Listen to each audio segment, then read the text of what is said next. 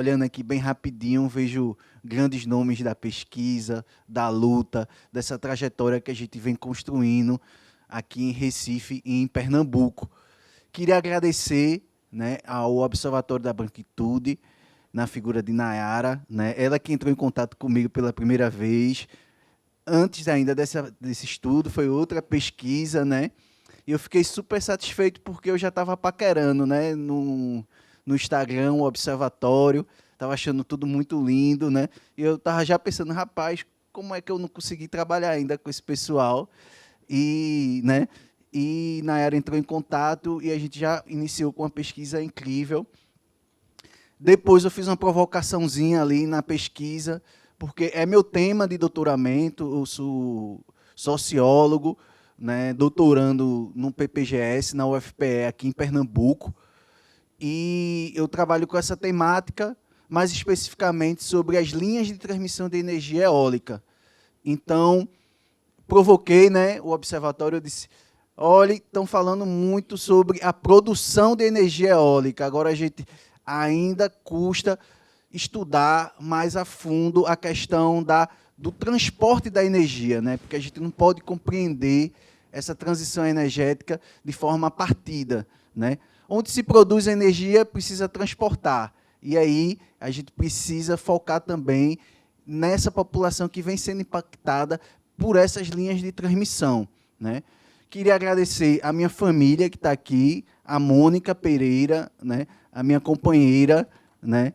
E essa pesquisa ela caiu num momento muito especial da nossa vida, porque Mônica estava no finalzinho da gestação, né? E no comecinho da vida do nosso filho, né? Nosso Jorginho de Angola, né? Então, eu deixo essa homenagem também ao meu filho, que está nas suas primeiras caminhadas, e quando eu falo do meu filho, Cacique, eu falo do futuro, né? A gente precisa pensar, como já foi pontuado aqui, no futuro, né? Dessa juventude, dessas crianças que, ao nascer, são colocadas no processo de racialização, né? Não vou me estender muito aqui nesses agradecimentos, senão só vai ser agradecimento. Eu queria perguntar à produção se eu posso ir ali para o púlpito, levar o meu notebook, porque eu gosto de falar em pé, como eu tenho muita energia, eu não consigo ficar sentado.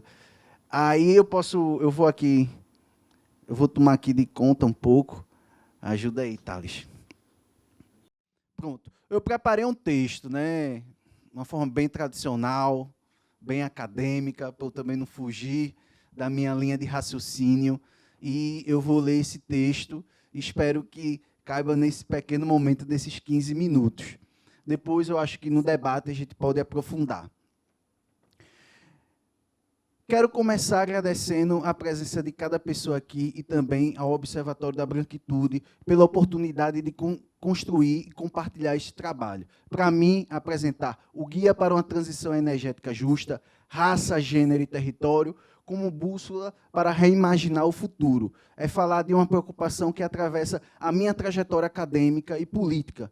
Como pensar a transição energética não apenas como uma mudança tecnológica, mas como uma disputa sobre terra, corpo, raça, gênero, memória, dados e, sobretudo, o futuro. Quando comecei a organizar este guia, uma pergunta me acompanhou o tempo todo. Energia limpa para quem? Essa pergunta parece simples, mas ela muda completamente o centro do debate. Muitas vezes, quando ouvimos falar em energia eólica, energia solar, hidrogênio verde ou descarbonização, aparecem palavras muito positivas, como inovação, sustentabilidade, desenvolvimento, modernização. Mas nenhuma dessas palavras pode ser aceita sem que a gente pergunte quem está sendo beneficiado e em que está vivendo os impactos no território. O guia nasce desse incômodo. Ele aparece na compreensão de que a transição energética é necessária diante da crise climática, sim, mas ela não será automaticamente justa. Uma energia pode ser renovável e, ainda assim, aprofundar desigualdades históricas. Pode ser considerada limpa nos relatórios técnicos e, ao mesmo tempo, gerar insegurança perda territorial, invisibilidade para comunidades negras, rurais, indígenas, quilombolas e pesqueiras. Algumas discussões fundamentais, como colonialismo energético, as zonas de sacrifício e o caso de Caetés, aqui em Pernambuco, foram aprofundadas na primeira mesa. Por isso, nesta fala, quero concentrar a atenção em outro eixo central do guia: a forma como a transição energética vem sendo planejada, registrada e monitorada no Brasil, especialmente quando observamos os dados oficiais, os territórios afetados e a ausência de informação sobre raça, gênero e modos de vida. A crítica que sustenta o guia dialoga diretamente com Brigel, um pensador argentino, quando fala do chamado consenso da descarbonização. Ele mostra que o sul global vem sendo reposicionado como uma nova fronteira de economia verde, ou seja, ventos, sol, minerais, terras e águas passam a ser tratados como ativos estratégicos para o mercado global. O problema é que essa nova economia, muitas vezes, mantém antigas desigualdades. Os territórios seguem sendo usados como base de expansão, enquanto as populações locais continuam com pouca participação nas decisões. No Nordeste brasileiro, essa contradição aparece de forma muito forte. Segundo uma pesquisa desenvolvida por Milanês, em 2025, cerca de 120 mil pessoas vivem em setores censitários onde há aerogeradores instalados. Ouçam bem, 120 mil pessoas. E aproximadamente 72% dessas pessoas pertencem a grupos negros e indígenas. Além disso, o Nordeste concentra cerca de 91% da capacidade eólica do país. Esses dados mostram que a transição energética tem cor, tem território e tem classe. Ela acontece sobre territórios historicamente marcados por desigualdades e territórios que falam oxente e oxe. Um dos principais achados do guia é a existência de uma profunda invisibilidade estatística no setor energético brasileiro. Ao analisar bases e documentos de instalações como ANAEL, EP, IBAMA, observei que o Estado produz muitos dados, sim, sobre potências instaladas, localização dos empreendimentos, empresas responsáveis, fases de licenciamento, outorgas e expansão da matriz elétrica. No entanto, essas mesmas bases não registram adequadamente quem vive nos territórios afetados. Faltam dados sobre raça, gênero, pertencimento territorial, presença de comunidades tradicionais, povos indígenas, quilombolas, pescadores artesanais, agricultores familiares e os modos de vida. Essa ausência não é apenas um problema técnico, como alerta a Organização Internacional do Trabalho em 2022. A invisibilidade estatística aumenta a vulnerabilidade de povos e comunidades historicamente marginalizados, porque impede que o Estado reconheça suas condições concretas de vida. Então, se não existem dados, essas pessoas elas não existem para as políticas públicas do Estado brasileiro. Esse é um dos pontos mais importantes do guia, mostrar que a ausência de dados também é uma forma de violência. O Estado sabe onde está a turbina, sabe como a empresa opera, sabe qual é a potência que será gerada, sabe qual licença foi emitida, mas não sabe ou não registra de forma suficiente quem mora ao redor, quem planta, quem pesca, quem circula naquela área, quem cuida da terra e quem depende daquele território para viver. Essa discussão também se aproxima de Pulido, em 2015, né? Quando a autora mostra que o racismo ambiental não acontece por acaso. Os danos ambientais recaem de forma desproporcional sobre populações racializadas, porque determinadas vidas são historicamente tratadas como mais expostas, mais vulneráveis e mais descartáveis. Ao trazer essa reflexão para o campo da energia, o guia mostra que a transição renovável também precisa ser analisada a partir de distribuição desigual dos riscos e dos benefícios. É importante também salientar um termo que o guia, que o Observatório da Branquitude trouxe durante a pesquisa, que é tratado nesse texto que eu acabei de citar, que se chama supremacismo branco, esse poder que atua no Estado brasileiro e que nos coloca, enquanto pessoas negras, numa posição de alta desvantagem social. Um exemplo importante apresentado no guia é o avanço dos projetos de energia eólica offshore no litoral do Rio Grande do Norte. Não só no litoral do Rio Grande do Norte, mas como um todo, mas aqui a gente se debruçou nesse estudo. A partir do estudo de Freire e de Nunes, as autoras mostram que existem 14 projetos offshore em licenciamento no IBAMA, somando mais de 25 gigawatts e ocupando mais de 6.800 quilômetros quadrados. Isso quer dizer o litoral completo do Rio Grande do Norte. Esses projetos se sobrepõem a áreas de pesca artesanal, turismo, salinas, rotas de navegação, unidades de conservações e áreas de alta biodiversidade. Esse caso é muito importante porque amplia a nossa percepção sobre a transição energética. Ela não está reconfigurada apenas na Terra, ela também está redesenhada o mar, redesenhando o mar. O mar é território também, é trabalho, é alimento, é memória, é espiritualidade e é pertencimento. Em municípios como Galinhos, Caiçara do Norte, Macaú e São Miguel do Gostoso, a pesca artesanal garante renda, identidade e continuidade cultural para muitas famílias. Freire Nunes, como o guia, chama a atenção para o risco de instalação de grandes empreendimentos offshore, sem considerar os usos já existentes no território marinho. Aerogeradores podem limitar áreas de pesca, interferir em rotas tradicionais, aumentar risco de acidentes e alterar a relação das comunidades costeiras com o mar. Além disso, a costa potiguar abriga áreas importantes para tartarugas marinhas, peixe-boi, aves, morcegos e complexos de recifes. Outro ponto central do guia é a crítica aos processos de licenciamento ambiental. Muitos projetos avançam sem garantir a participação efetiva das comunidades impactadas.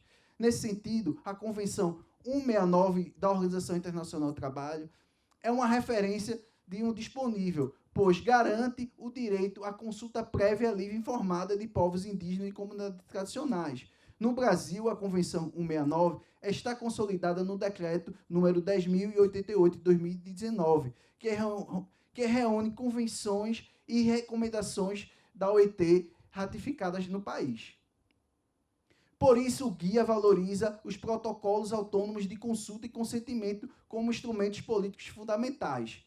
Aqui, no guia, eu cito o protocolo autônomo do povo Guaju, o povo que vive entre a fronteira da Colômbia e da Venezuela. É uma referência importante porque mostra que os povos e comunidades podem redefinir seus próprios critérios, tempos, procedimentos e formas de decisão diante de empreendimentos que afetam seus territórios.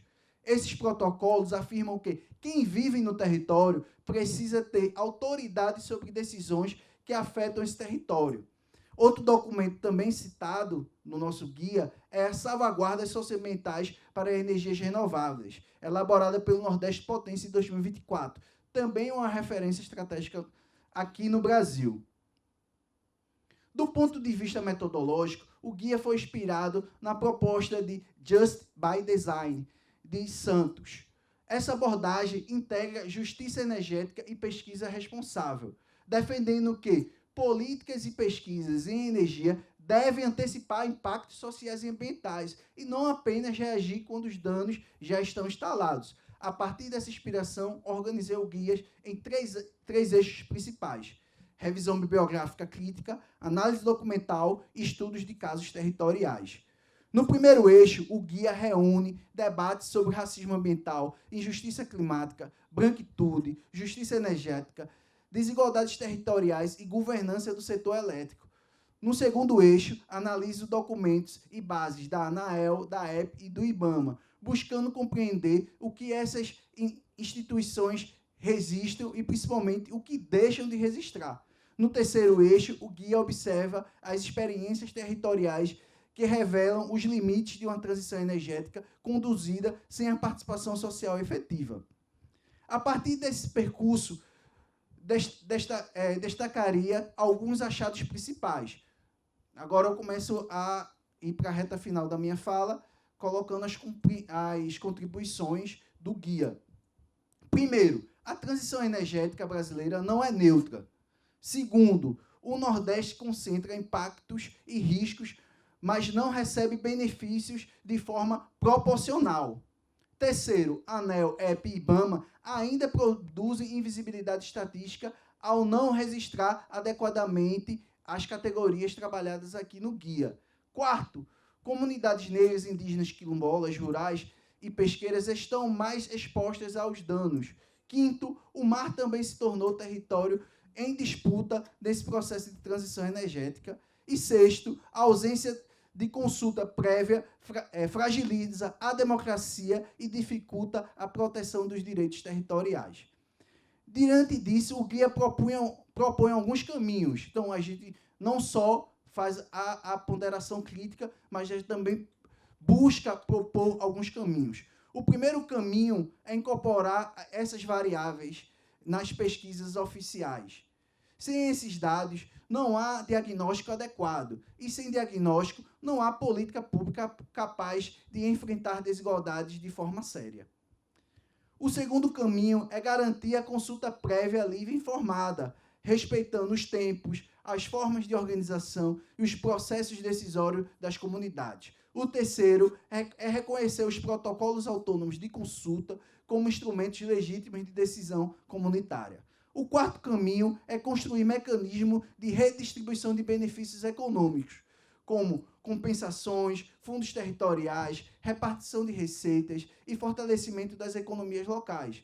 Não é justo que as comunidades convivam com os impactos diretos, enquanto empresas e regiões distantes concentram os benefícios da produção de energia. Diante disso, o guia propõe alguns caminhos. Eita, voltei o texto.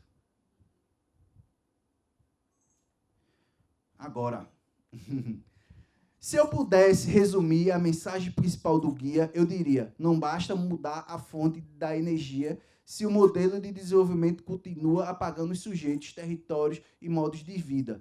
Uma transição justa precisa ser antirracista, territorializada, democrática, reparadora e construída com participação efetiva das comunidades afetadas.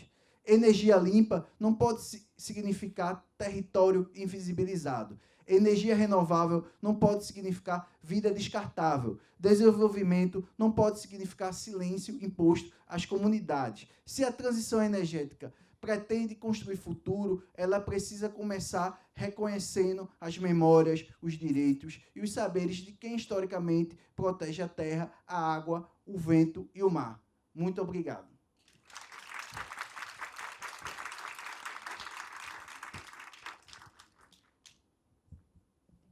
Obrigada, Luiz. Eu lembro quando a gente conversava sobre a realização do guia, né? E nisso chegou esse momento, né, que a gente foi olhar essas bases da ANEEL, do IBAMA, mas não tem nada, né? Não tem nada sobre população. E aí eu lembro que a gente falou exatamente isso, assim, o vazio também é um resultado, né? O fato de não ter nenhum registro sobre é o nosso resultado. E isso é dramático, porque deveria haver, né? A energia produzida ela não é sobre a potência e as características físicas e de poder que aquilo tem, mas vai para a casa de alguém e é feito perto da casa de alguém. Então, o quanto a gente pode falar sobre esses territórios para que as nossas produções que servem a cidades e estados que têm um poder aquisitivo maior do que os nossos estados aqui no Nordeste sejam vistos, né? Que o que acontece aqui seja falado, para que a gente não tenha que ficar repetindo sobre o vazio. Porque, a partir do momento que a gente consegue produzir informações, a gente consegue, né, e eu repito as informações que o Luiz trouxe, assim, produzir políticas públicas que sejam direcionadas e, acrescento, que sejam eficazes, né, para a preservação e cuidado dessas populações. Gostaria agora da gente escutar a Luiz, a Nizinga. É um prazer, né, ser chamada de Luísa, mas sou Nizinga Cavalcante, sou a filha dela. E aí eu vou me dirigir para cá, né? Como o Luiz falou, também sou essa pessoa que fico ansiosa, então o bom é ficar em pé.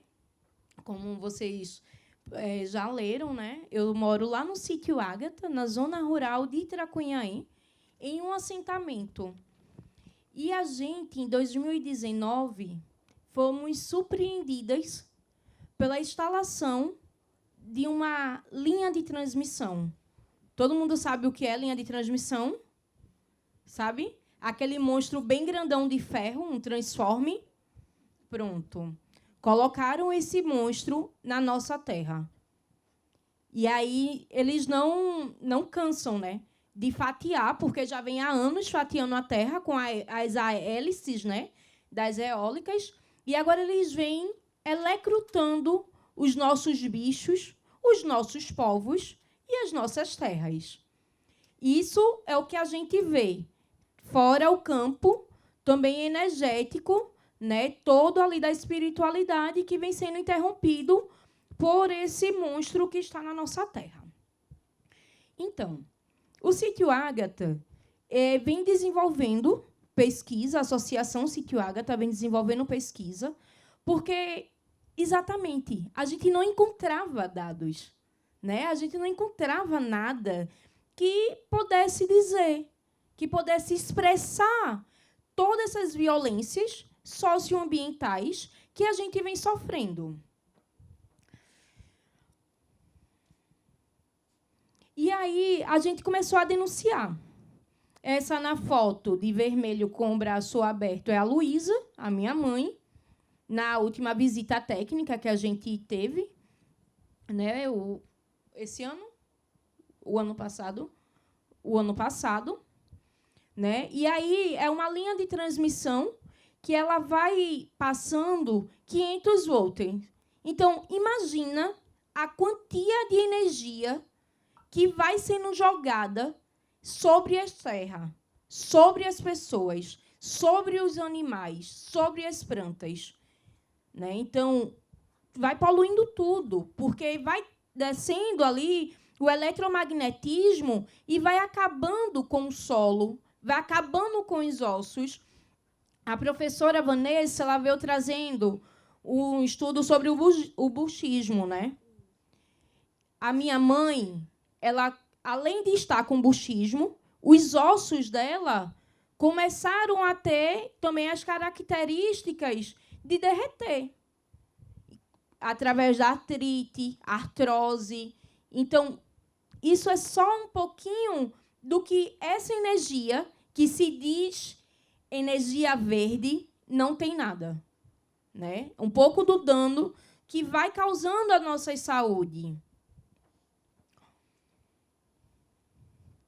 E aí a gente começou a fazer críticas, a trazer críticas, né? E aí a gente foi fazendo um seminário junto com o professor Maciel para denunciar esse hidrogênio. E aí veio muito na nossa cabeça, né? Através também do estudo de Luiz também, junto com a gente, do estudo de tantas outras pessoas, a gente veio trazendo, mais uma vez, a prática colonial para acabar com os povos. E aí tem um artigo que eu escrevi, junto com uma companheira lá do Ceará, que a gente chama da nova roupagem do latifúndio. Por quê? O causador de instalar essa linha de transmissão na nossa terra é a Rialma. A Rialma pertence à família Caiado. A família Caiado está a Goiás, está a Brasília e agora Pernambuco e outros cantos também. Então, eles vão destruindo. Eles só mudam a forma de causar os danos territoriais. né? Mas a gente não vai parar só nisso, né? A gente sabe que eles estão fazendo, a gente sente na pele, e aí a gente temos que fazer ações coletivas. Como é que a gente vai enfrentar tudo isso? Porque sozinha a gente não consegue. Então, a gente vai enfrentando através da educação, da arte, e também buscando assessorias jurídicas para que a gente consiga cada vez mais mitigar todos esses danos que vêm acontecendo. Mas tem algo muito importante. Somos mulheres negras que está em um assentamento da reforma agrária, organizado pela Comissão Pastoral da Terra, e que está sendo violadas. Não só o nosso corpo físico, mas o nosso corpo território está sendo violada pela linha de transmissão, que está eletrocutando os nossos seres. Está causando infertilidade, está causando surdez, cegueira, depressão e tantos outros males que foi trazido também. Eu fico meio assim porque é falar de dor, né? E falar de dor, a gente faz resistência. Em cada dor, a gente resiste. E aí a gente, vamos lá, vamos escrever. E aí a gente fez esse mapa, né? Para mostrar aonde é que está o nosso território. Como é que a gente prioriza, cuida e vê cada coisa, né? Então, a ancestralidade é o nosso mote. Porque quando sequestraram a minha tataravó do povo Nibundo, levaram ela para um engenho vinagre, que da minha casa para lá não dá 5 quilômetros. E aí, a ancestralidade da gente chamou a gente em 97 para acampar na terra. E aí a gente comeu o pão que o diabo amassou, cuspiu e jogou fora, para hoje a gente ser assentada da reforma agrária. Mulheres pretas resistindo na zona da Mata Norte de Pernambuco. Lugar extremamente colonial. E aí a gente vem fazendo.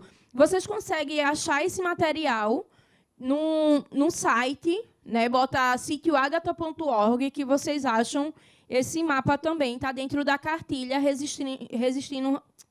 transmitindo resistência, né? E aí vocês podem ver as linhas, essas no perímetro do assentamento, mas essa linha de transmissão ela está entre Campina Grande e Pau Ferro. Então, ela vem fazendo todo esse corte. E aí, essa é uma linha. Mas a gente tem mais 4 dentro do território do assentamento. E que já teve 5 vítimas fatais, 5 jovens que estavam brincando de futebol e eles foram eletrocutados. Mas, na época, a gente não sabia. A gente pensava que era um fenômeno da natureza. E aí, as pesquisas começaram, né? E a gente começou a fazer, começou a estudar, começou a ver. E hoje a gente sabe que quem matou esses jovens não foi um fenômeno da natureza, mas sim um trabalho colonial destrutivo do humano.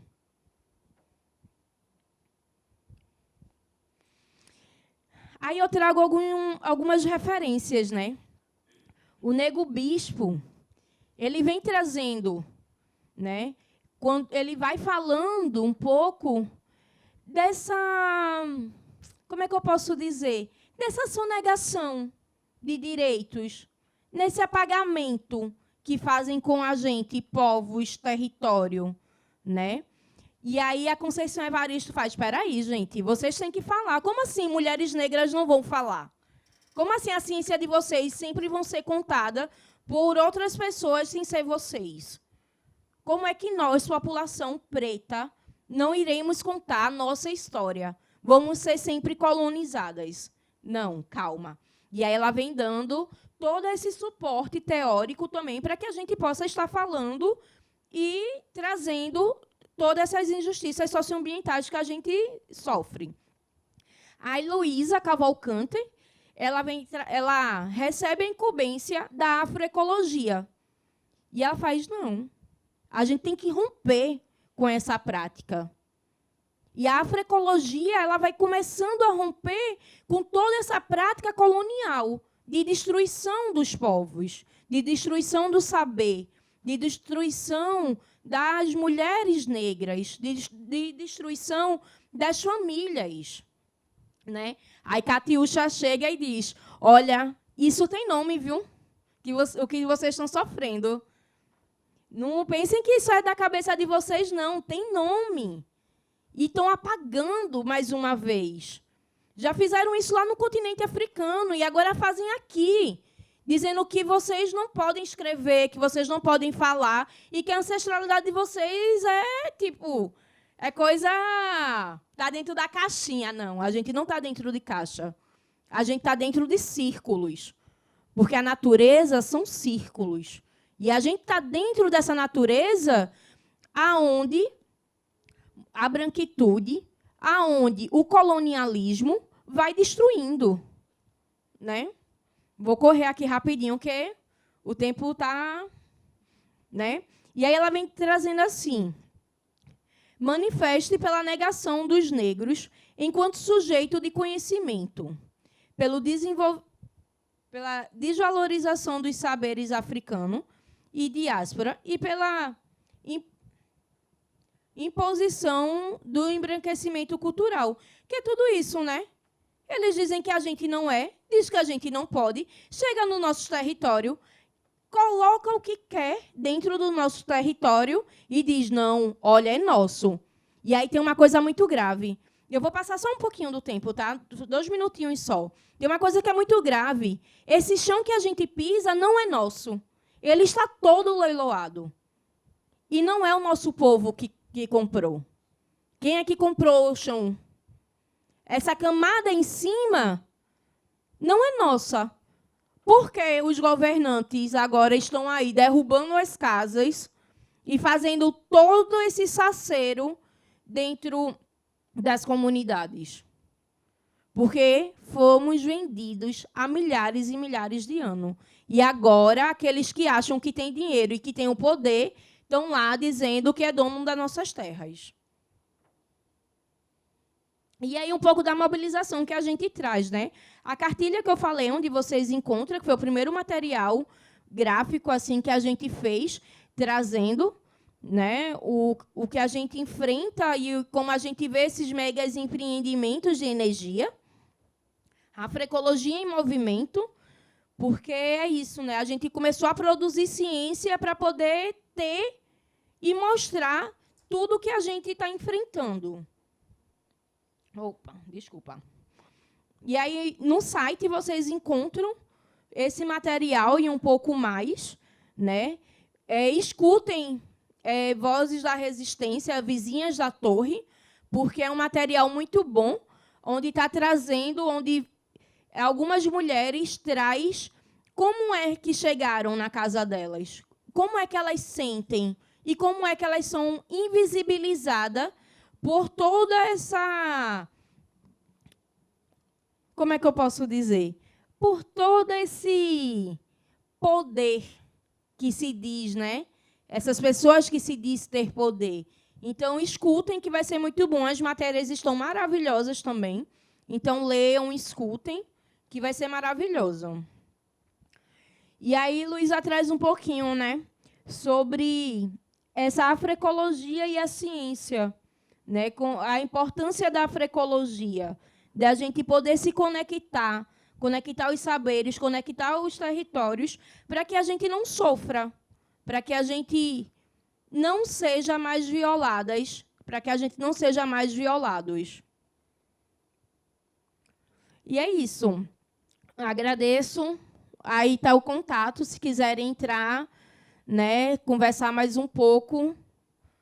E é isso. Obrigado, Luiz, pela oportunidade. Obrigado ao Observatório da Branquitude também, né, por esse guia, que está maravilhoso. E vamos embora lutar para que os nossos territórios não sejam mais vendidos, e nem fatiados, e nem electrocutados. Nizinga, obrigada. até, né, resgatando essa questão da desumanização, né, de qual é o corpo que não se importa que seja morto, né? A vida desses 5 jovens, né? Será que saiu nos jornais? O que é que foi noticiado sobre o sofrimento? A gente sabe qual é o corpo que sofre e que a sociedade se importa, e o corpo que sofre, que morre, que não tem importância, né? Então, quando a gente traz essas dores, né, que são coletivas, é para a gente falar que essas dores importam, que elas precisam ter lugar de discussão, que elas precisam ser vistas, para que a gente encontre soluções possíveis, né, e soluções que sejam satisfatórias. Então, Robério, Cacique, por favor.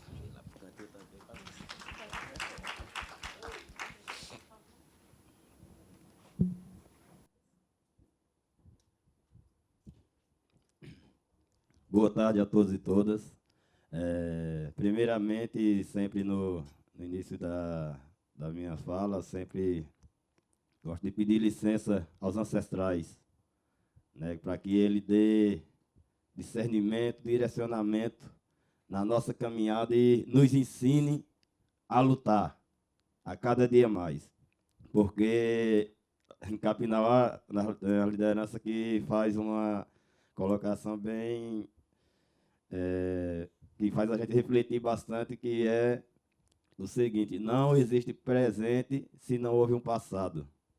E aí a gente tem que buscar entender, trazer os conhecimentos dos nossos ancestrais. Falo sempre, escutar mais os nossos encantos e falar menos. Porque quando a gente fala, gargalha demais, sem dar ouvido à nossa natureza, a nossa caatinga, as nossas águas, nossas furnas, os nossos encantados, a gente pode estar dando um tiro no pé por não ter escutado mais o bastante para poder darmos continuidade, para lutarmos sempre, com unhas e dentes, para garantir, lutando no presente para garantir um futuro melhor para as nossas próximas gerações. E, como nas falas que se antecederam, a importância dos nossos curumim ter essa preocupação, né? Trabalhar em escola, os pais ter essa educação, essa preocupação dentro de casa, porque a gente bate sempre na tecla que a escola, ela é um espaço de formação, a educação tem que partir de casa. E aí, quando você educa seu filho, está preparando ele para o mundo, e sim para fazer defesa daquilo que é essencial, daquilo que importa para a gente, que é a garantia da nosso território livre e protegido. No acampamento Terra Livre, que aconteceu esse ano, a gente teve uma discussão, principalmente as lideranças do Nordeste, que a gente vê mais do que nunca a necessidade de que a gente fazer uma provocação, manifestações, ou seja, quer que seja, ocupações, para que dê mais visibilidade para que o Estado brasileiro tenha o nosso bioma caatinga, como os rios, como patrimônio vivo. Porque, a partir do momento que acreditamos que tiver esse reconhecimento, pode barrar um pouco mais esse tipo de empreendimento. É uma das formas que a gente precisa procurar recorrer, porque, infelizmente, estamos aí em ano político, e daqui a pouco está visitando diversos deputados aí, nos visitando em nosso território, e às vezes a gente acaba ficando tão um pouco meio alheio com a presença daquele político ali, que acaba passando despercebido, e coloca ele numa roda, qual é o pensamento, qual é a discussão que ele tem relacionado à vida humana, a vida da natureza, a vida das matas, porque não há vida de seres humanos, seres vivos, se nós não se preocupar primeiro com a proteção, a defesa da nossa caatinga, das nossas matas e da nossa mãe terra. E aí, a gente, lá no Povo Capinauá, a gente procura tratar muito essa questão. Leva sempre, está acontecendo agora essa semana aqui, esse final de semana, a Assembleia Capinauá. E aí a gente, todo ano, é uma das pautas de essa preocupação de repassar para todos que demais que estão lá, não só os guerreiros e guerreiras do nosso território, mas também outros parentes que vêm de outros povos que vai nos visitar e também está sendo atacado e os territórios sendo visados para esse tipo de usurpação. Então, o Nordeste, nós sabemos que é a região onde tem a Jurema, que só tem a Jurema no Nordeste. E aí a gente está vendo essa preocupação que já está tendo sequestro de Jurema para outros países. E aí, se não tiver essa preocupação, as próximas gerações nossas vai acabar só dizendo: eita, eu ouvi falar essa planta chamada Jurema. Se tiver uma preocupação de hoje utilizar as mídias, rede social, para escutar o relato do cuidar da Jurema ou fazer a Jurema, se não tiver isso, infelizmente, futuramente, nem na memória das próximas gerações a gente vai ter. Então, assim, é gritante, é preocupante. As mobilizações com os parceiros, com as universidades, esse fórum aqui, que é de suma importância essa articulação, mas a gente precisa, em determinados momentos, batermos mais forte e, se for necessário, fazer ocupações. Porque não adianta dizer que na minha cidade o prefeito ou a prefeita ou a Câmara de Vereador dizer que não é conhecedor de um tipo de empreendimento deste, na qual está o nome da cidade, Parque Eólico da cidade e tal, que no caso lá que foi Buí, que era 70 turbinas que estava acionado para direcionar para lá. E aí, a partir do movimento, junto com o pessoal do Sobradinho, a gente ocupamos aqui e fomos, deu essa suspendida aí, que se afastaram devido à resistência, porque, como foi colocado, temos que resistir para existir. E a gente tem que estar preparado sempre, fazendo sempre essa consciência nos nossos que estão nas aldeias, nas nossas comunidades. Se haver, aqui eu sou uma folhinha, um grãozinho, representando a nação. Mas essa preocupação, a nação tem que estar pronta. Porque a partir do momento que for necessário ocuparmos algum determinado espaço para termos visibilidade e sermos ouvidos, a gente tem que fazer. Porque a gente estamos vindo nesses momentos, nesses espaços, tratando a preocupação em outros espaços, mas quando o negócio estiver apertando, se aproximando dos nossos territórios, a gente vai ter que meter dos pés com outros meios. Como eu já falei em outros momentos, e torno a dizer, a da primeira hélice que se aproximar do território. O pessoal a galera já está, todo mundo já consciente que vamos procurar fazer o esforço, né, que for necessário para evitar que entre a primeira. Como os parentes aí de outras comunidades colocaram, galera, você está tendo a oportunidade de evitar que a primeira chegue, porque depois que implantar a primeira, e aí vai adentrando aí de território adentro e vai ficar mais difícil. Então, cada vez que eu topo Roselma, o coração aperta, dói mesmo, porque de sentir esse relato, essa vivência que viveu sentindo na pele.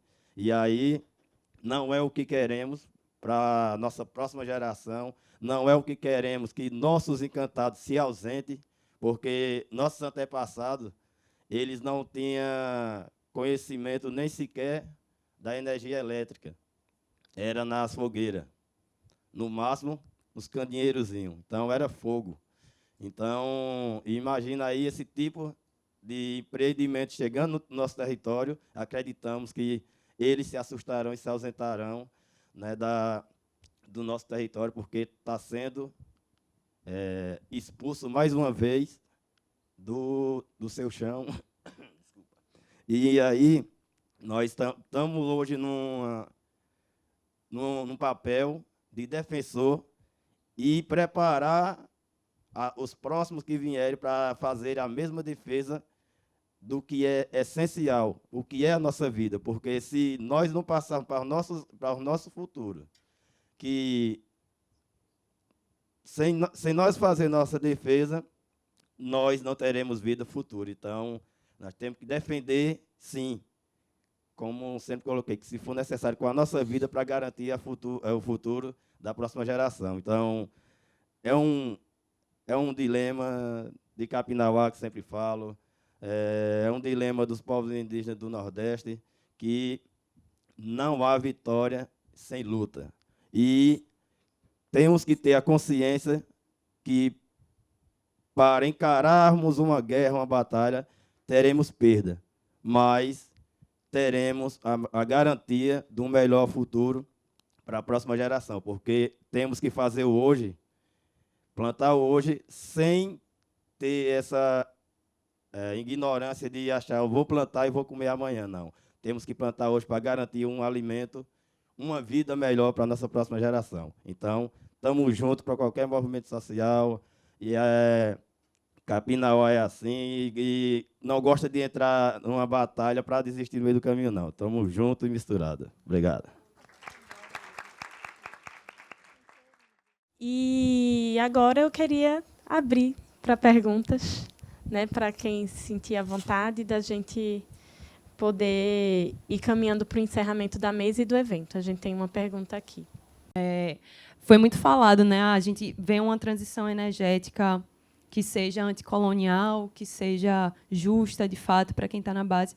E dentro da discussão dos direitos da natureza, a gente também vem trazendo esse lema que a transição energética ela precisa vir acompanhada de seja através de um princípio, ou seja como uma base, os direitos da natureza, no sentido de que a gente não vai conseguir trazer essa percepção que o cacique falou do que é que realmente importa para a vida na Terra hoje, se a gente não passar a ter um novo paradigma que oriente sociedade e natureza. Enfim, eu sei que todo mundo que está aqui já está muito em contato com esse tema, mas a gente sabe que tem espaços e espaços. Então, acrescentar assim também, né, trazer essa compreensão que foi levantada por Ângelo da natureza como sujeito de direitos, e que quando é instalada uma linha de transmissão, não é só os visíveis que estão sendo atacados ali, né? Existe todo mundo mais que humano e invisível que também está sofrendo.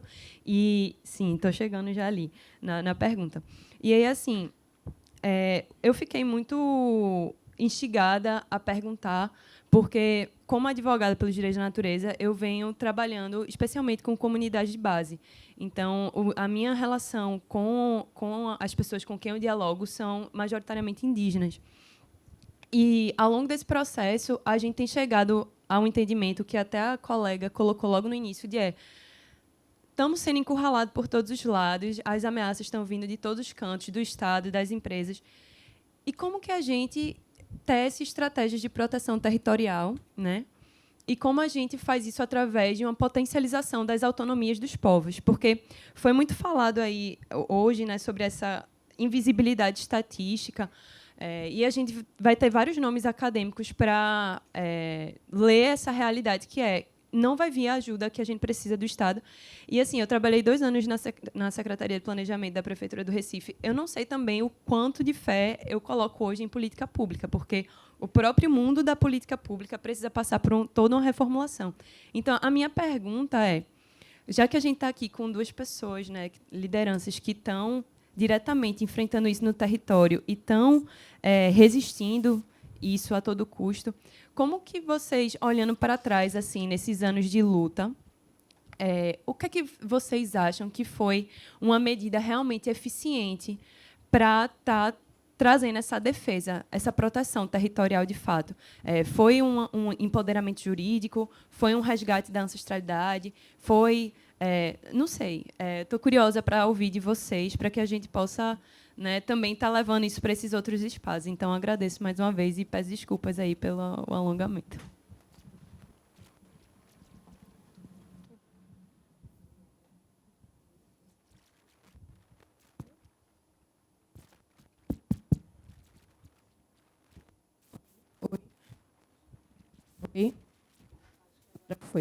Foi.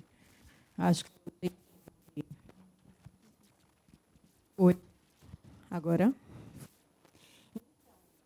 Você estava falando, Marina? E eu estava pensando aqui. Uma coisa que a gente faz e sempre fez é comunicar. Então, a gente bota a boca no trombone e a gente comunica.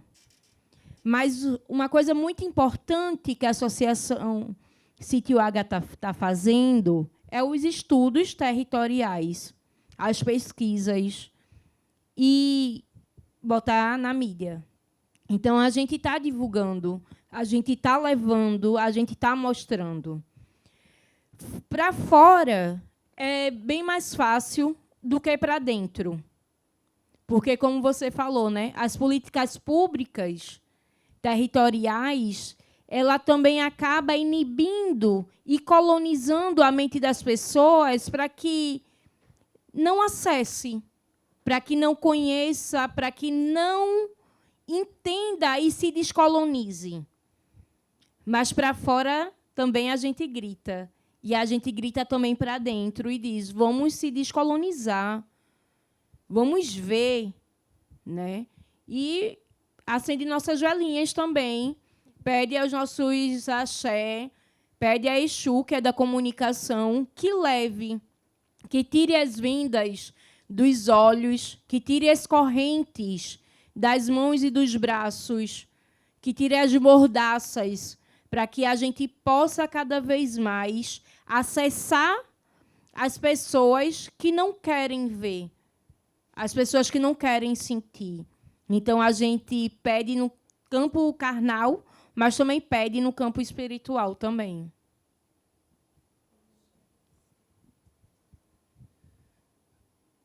Então, é como a parente colocou, a base hoje nossa é como eu falei na minha fala, né? A gente pegar, escutar os nossos ancestrais, né? Para poder, daí, a gente dar os próximos passos.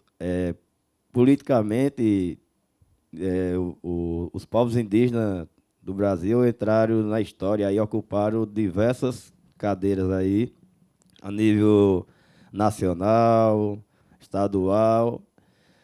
Só que a gente vibra, sim, é uma conquista do movimento indígena, massa, legal, mas só que colocam eles numa pasta que acaba, de certa forma, engessando.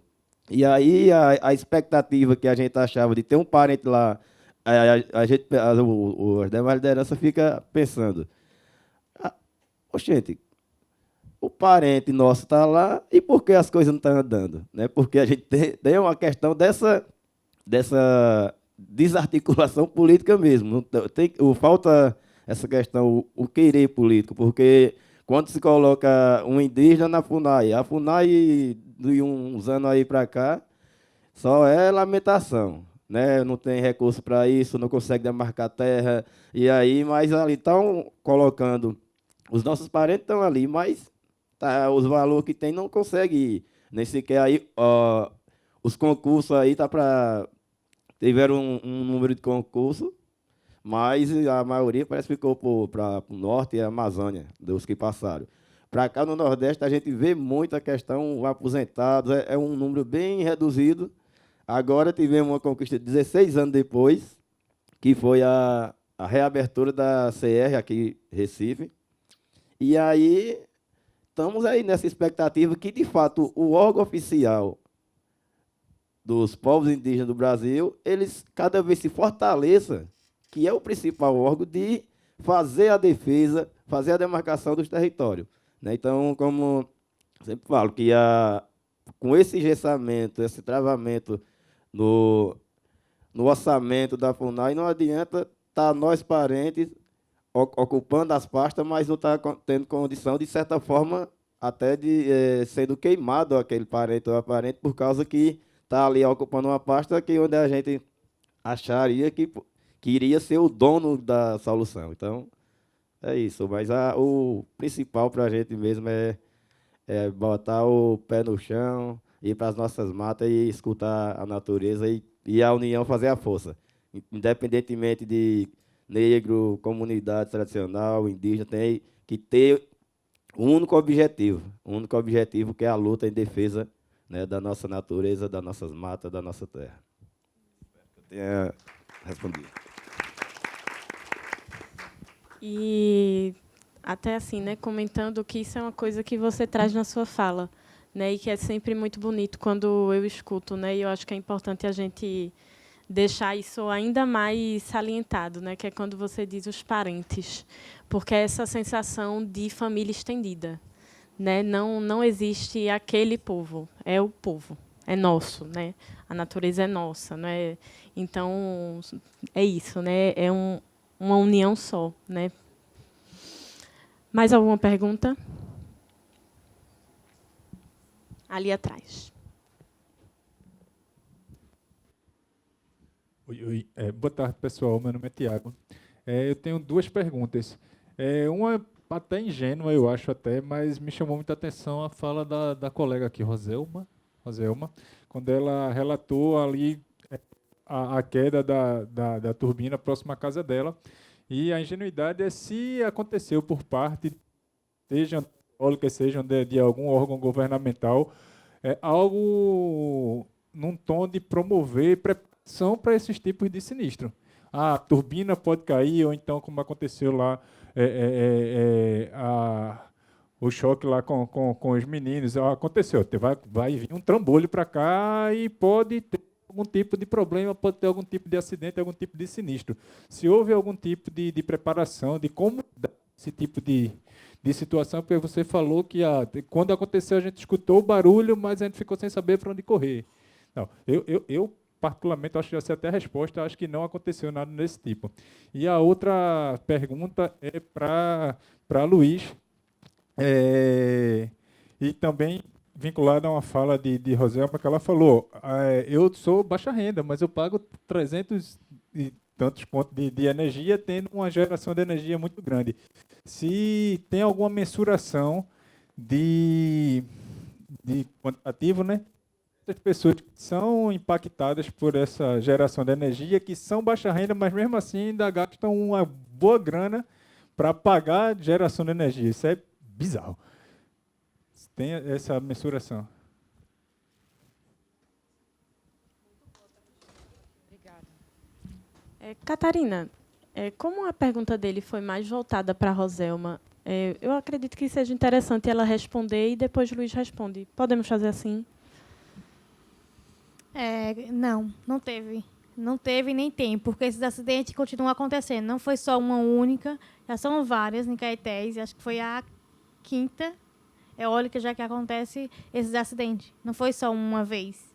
Está acontecendo cada vez mais. E a gente vê diariamente em outros estados também acontecendo isso. E eles não falam nada disso, pelo contrário, eles só falam o lado bom que eles falam que existe das eólicas. Eles não falam sobre essa questão de acidente, o que você faz, o que você não faz. Isso eles nunca repassaram para ninguém, não. Então, se houvesse, né, nos territórios, a escuta prévia, iria se saber e iria se conhecer.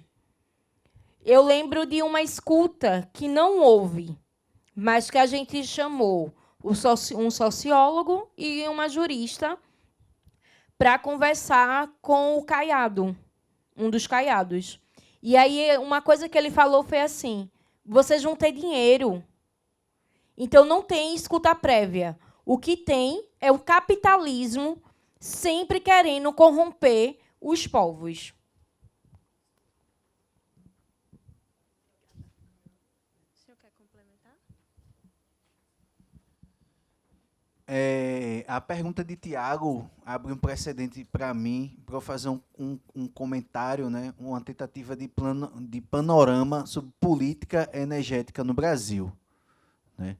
Atualmente, o Brasil, né, vários especialistas da área, né, o professor Fernando está aqui, ele pode comentar posteriormente, a crítica é uma ausência de política energética. Na realidade, a gente vem presenciando, nesses últimos anos, um desmonte de uma política energética que foi construída durante décadas. Um exemplo disso é a Eletrobras, que ocorreu um processo de privatização, né? Então, engenheiros históricos dessa instituição foram aposentados compulsoriamente e esses cargos ficaram ocupados por aventureiros. A resposta é justamente essa, né? A gente tem um ativo que é estratégico, a gente está falando aqui de soberania nacional, né? Que é a linha de transmissão, né? A linha de transmissão ela pode gerar um apagão de escala escalonar, né? Então, se tem um problema numa linha de transmissão como essa, que passa no sítio Ágata, ela pode gerar um apagão, né, em toda uma região, como a região Nordeste, e como a gente viu na Europa recentemente, a gente viu no Chile, né, e isso abre também precedente num nível de guerra que a gente está entrando, que é uma guerra cibernética, né, e que o que ocorreu lá com a invasão dos Estados Unidos recentemente para o sequestro de um presidente, uma das estratégias que eles utilizaram foi ocasionar um apagão em linha de transmissão de energia, né? Aí, isso é muito importante, né? Eu comungo da opinião da nossa amiga que falou sobre o descrédito em relação à política, mas, no entanto, a gente não pode abandonar essa frente de luta, né? Esse caso da Eletrobras, e tem um caso, né, que a gente paga uma das energias mais caras do mundo, né? Hoje, o Estado brasileiro já chegou a um nível de 90% de energia renovável. Isso é uma projeção de 30 a 50 anos para a Europa. A Europa ela quer chegar a 50 anos e 80%. A gente já está em 90%. Né? Isso a gente pode conferir no relatório internacional de energia, que foi do ano passado, né? Então, todo o sistema energético do Brasil, hoje, ele é interligado, né? O Brasil ele tem dimensão continental. Só um pequeno pedaço do norte não era conectado, mas isso já foi resolvido, né?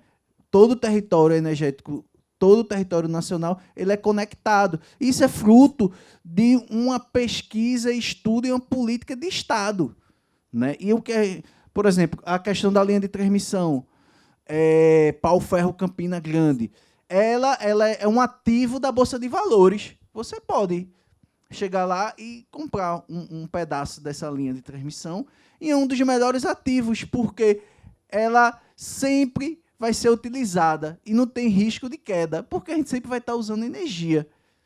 Então, o capital financeiro ele está ocupando esse espaço, né? E é interessante, nesse processo de transição energética, Cacique, para cada nova tecnologia tem que ter uma nova regulamentação do Estado. Só que a tecnologia ela vai avançando e o Estado não vem regulamentando. A gente participou aqui da construção de um termo de referência de implementação de energia eólica e solar do Estado de Pernambuco, né? A gente participou, né? Fomos convidados, a CPT estava presente, né? Roselma, junto com os companheiros de lá de Sobradinho, ocuparam uma das reuniões, porque tinham sido negado a participação deles, né?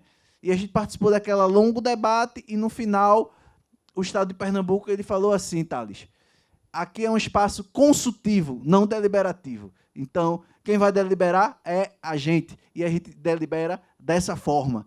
Então, eles deliberaram, ganhamos pequenos avanços que não são significativos. Tem algumas falas, né?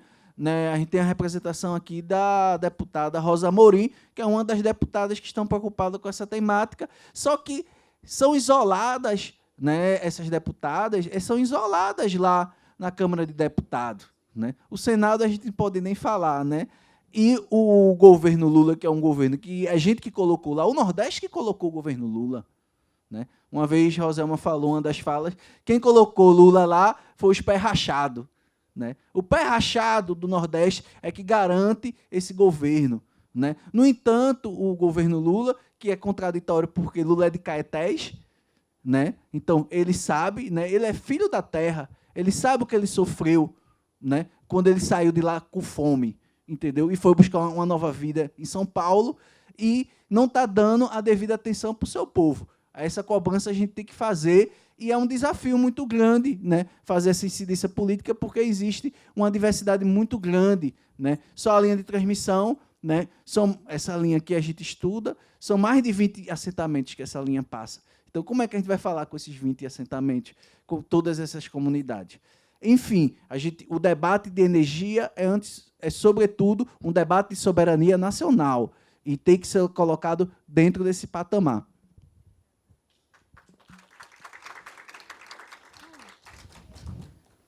Obrigada, gente, por essa mesa. Eu agradeço a Nizinga, ao Cacique Robério, a Luiz, pela presença. E, antes de chamar Thales e Léo aqui para cima, eu acho que eu assim, né, vou sair da pele de mediadora, mas para falar sobre que eu estava aqui, né, ao longo dessa tarde pensando, a gente não poderia estar falando sobre essas coisas em outro lugar. A gente precisava falar das coisas que afetam o Nordeste no Nordeste. A gente precisa falar e produzir esses estudos aqui, com pesquisadores daqui. Então, para mim, é uma honra enorme estar aqui com vocês, assim, e poder compartilhar esse espaço com vocês, né? Como uma pessoa que veio do Agreste também, mas que está aqui também, pesquisando, conversando, trabalhando e complementando para que a gente possa continuar. Eu vou precisar encerrar, tá certo? Mas a gente pode trocar pessoalmente, tudo bem? Claro, com certeza.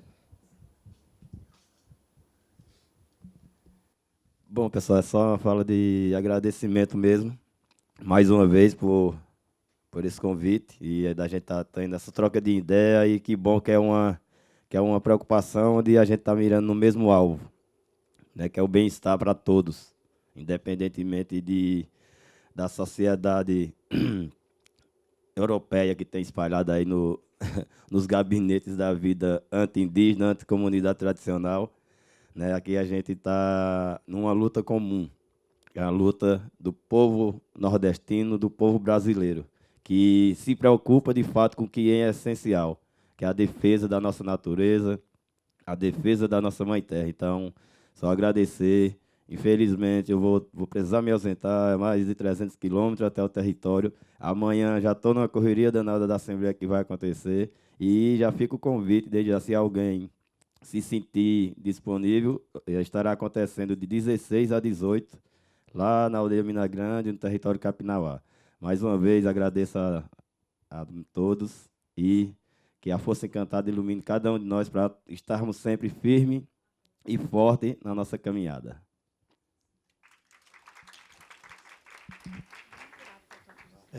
Só fazer alguns agradecimentos finais aqui. O primeiro deles para a Frevoia Produções, em nome da Catarina. Muito obrigado pelo cuidado com tudo. Tá? Para um guia desse ser feito, e para chegar aqui, para a gente ter esse evento, tem um monte de trabalho de um monte de gente, e eu vou citar nominalmente todo mundo. Luiz, que foi nosso consultor e fez pesquisa, análise e redação desse guia, junto com minha equipe do coração, que é a equipe de pesquisa, que coordenada pela Carol Canegal, que não está aqui hoje, mas Nayara Mello, Felipe e Letícia, Adriana Avelar também, que é da Advocacy do Observatório, Monique Borges, coordenadora administrativa e financeira, Tiago, da coordenação de comunicação, e Manuela Tamani, que divide a direção comigo. Não esqueci ninguém do Observatório, né? Não, né? E agradecer também ao Instituto Clima e Sociedade, que é quem apoia a gente nessa pauta e apoia um monte de coisas importantes. Léo, dá uma palavrinha para a gente de 5 minutos aí, só um comentário finalzinho mesmo. Eu não vou dar palavrinha nenhuma, na verdade, só dar os parabéns à equipe toda. Na verdade, a Luiz também, né, como extensão de equipe, vou dizer assim, e também a todas as falas, em nome do IX, do Instituto Clima e Sociedade, que é uma organização de filantropia que atua na agenda de clima no Brasil. Eu fico muito feliz de a gente está trabalhando lado a lado, de ter um resultado como esse para o Nordeste, mas para o Brasil, sobretudo, na agenda de clima que a gente fica insistindo que é o grande problema do século XXI, mas a verdade é que a parte mais importante do título não é só um guia para uma transição energética justa, né? É quando vocês colocam reimaginar o futuro, que na realidade é uma disputa para resolver problemas de 500 anos e tudo o que o último século gerou na realidade, em termos de combustíveis fósseis e do que a agenda de clima hoje coloca para a gente para os próximos 30 anos, que é falar de fósseis, mas é falar da expansão do power shoring no Nordeste, é disputa sobre eólicas, e agora hidrogênio, e daqui a pouco terras raras, e todos os minerais. Então, quer dizer, é um conjunto de coisas que, no fim do dia, a gente está falando sobre direito à vida, direito à terra, né? Então, é uma articulação importante. Eu fico muito feliz de estarmos juntos numa caminhada que vai perdurar. Então, a gente vai se encontrar muitas vezes, né? Que seja aqui no Recife ou lá em São Luís, na minha terra. Quer dizer, a gente vai precisar ampliar as nossas redes, porque é uma luta que vai ser continuada, né? Porque esse reimaginar futuro é, de fato, a garantia não só da sobrevivência nossa, né? Colocada a crise climática, mas, sobretudo, de como que a gente vai reexistir. Obrigado, Léo, pela parceria de sempre. E ninguém vai sair de barriga vazia. Tem um lanchinho aqui fora. Convido você.